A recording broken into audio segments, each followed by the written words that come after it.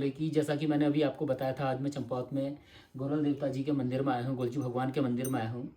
तो अभी हमारे साथ हैं जो यहाँ के महंत हैं, श्री दिनेश नाथ जी हैं, जो बाबा हमारे जो गोलजू भगवान हैं उनकी सेवा में निरंतर यहाँ पर लगे रहते हैं। तो उन्हीं की जुबानी आज यहाँ थोड़ा सा गोलजू भगवान के बारे में, इस मंदिर की महिमा के बारे में जानेंगे।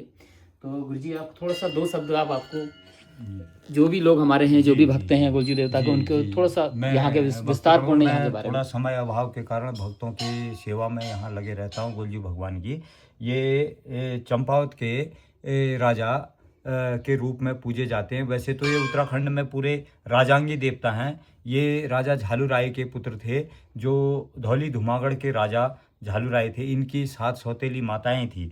7 सौतेली माताओं से जब कोई संतान पैदा नहीं हुई तो 8वीं रानी कलिंगा से कहा था कि राजा झाल राय को तेरे को पुत्र प्राप्ति का जो है 8वीं रानी से पुत्र प्राप्त होगा। तो 7 रानियों से जब पुत्र प्राप्त नहीं हुआ, 8वीं रानी से जैसे ही गोलजू पैदा हुए तो उन 7 रानियों ने इनके साथ में षड्यंत्र के तहत में इनको माताओं के आंख में पट्टी बांध करके इनके माता के सीने से और सिल और बट्टे रख दिए थे और राजा को कहा था कि तेरी रानी से ये जो पत्थर पैदा हुए हैं, तू तो बड़ा हर्षित हो रखा था, तू बड़े हर्ष में था कि मेरी पुत्र रत्न प्राप्त हुआ है जो कि इस राज्य का उत्तराधिकारी बनेगा, मगर तेरी रानी से तो ये पैदा हुए हैं पत्थर।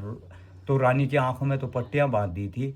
तो राजा को जब गोलजू पैदा हुए तो इन रानियों ने, 7 रानियों ने इनको क्या करा, पहले तो गाय के पैदा होते होते गाय के गौशाले में डाल दिया था। जब बालक वहाँ पर देखा कि जीवित अवस्था में है, दूसरे दिन वो गाय का दूध पी रहा है, तो वो रानियाँ बड़ी अचंभित हुई कि बालक को तो अभी भी गाय ने अपने खुरों से नहीं दबा रखा है, क्योंकि वह चमत्कारी बालक था।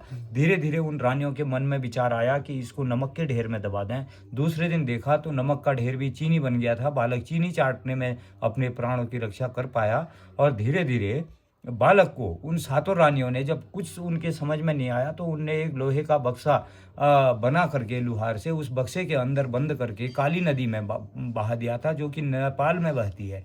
वहाँ से धीरे धीरे वो बक्सा बहते बहते, क्योंकि उस बक्से के अंदर में एक चमत्कारी बालक था, उस चमत्कारी बालक को उनने बक्से में बंद कर रखा था। वो बक्सा धीरे धीरे बहते बहते जब गोरी नदी में पहुँचा तो वहाँ पर एक मछुआरा जो रोज की तरह मछली मारता था, उसी मछुआरे के नज़र उस बक्से पर पड़ी तो वह बड़ा अचंभित हुआ। उसने कहा, इतना बड़ा बक्सा डूबने के बजाय तैर कैसे रहा है? तो उसकी पत्नी ने कहा कि इस बक्से को किनारे लगाओ, रोज की मछली तो हमने खाई, क्या पता आज की ये मछली हमें खा जाए।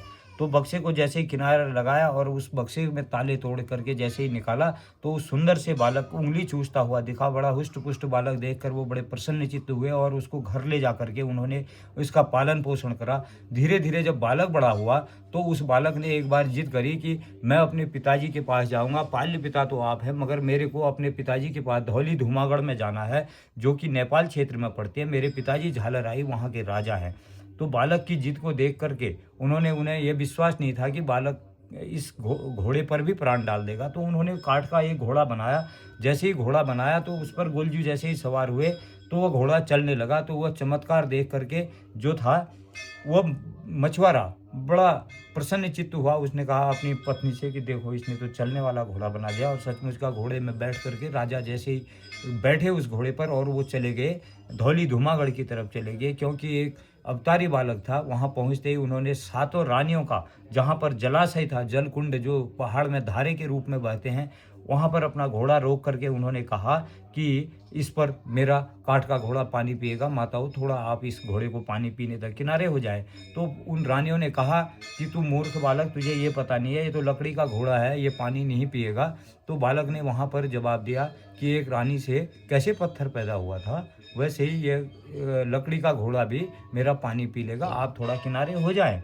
तो उन्होंने जैसे ही उनके लिए जगह छोड़ी और वह लकड़ी का घोड़ा पानी पी करके जैसे ही जाने लगा तो रानियां आपस में सुगबुगाहट में रही कि उन्होंने कहा, अरे यह बालक, ये करनी हमने कर रखी थी, इस बालक को कैसे पता है? एक रानी ने कहा, क्या पता यह बालक तो नहीं है, उस बालक को हमने नदी में बहा दिया था, क्या पता ये कहीं जिंदा तो नहीं है। ऐसे कर करके सारी कहानी उनने अपने मन में सोच करके वो वापस हो गई। और तब तक राजा झालराय के दरबार में बालक पहुंच गया और उन्होंने दरबारियों से कहा कि महाराज, मैं आपका पुत्र आया हुआ हूँ करके एक सूचना राजा झालराय को दे दें, वह मेरे पिता हैं।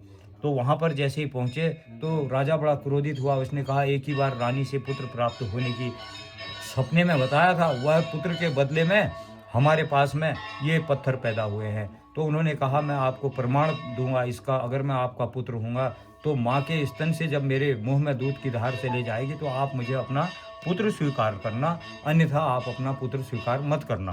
तो इसके बाद में राजा को बुलाया और रानी अपने सिलबट्टे लेकर के जैसे ही पहुंची तो रानी के स्तन से दूध की धार बालक के मुंह पर चली गई। तब से ये दूधाधारी भी देव कहलाए और राजा को प्रमाण दे दिया कि मैं आपका पुत्र हूँ। ऐसे ही मान्यता है हमारे उत्तराखंड के लोक देवता। ये न्याय के जगह जगह चौपालें लगाई इन्होंने, न्याय के लिए पूज्य हैं और न्यायकारी देवता के रूप में पूज्य होने के साथ साथ ऐसे अभी भी बिल्कुल इनके दरबार में आकर के मनोकामनाओं के साथ साथ न्याय के संबंध में यदि कोई व्यक्ति निर्दोष है, अपने को निर्दोष साबित करके यहाँ पर दरखास्त लगाता है, मन्नत लगाता है, तो उसके साथ में न्याय होता है। जय गुरुदेव। जय गुरु जी। धन्यवाद गुरु जी आपका बहुत बहुत। हम समय अभाव के कारण कुछ कर नहीं नहीं पाते कर हैं।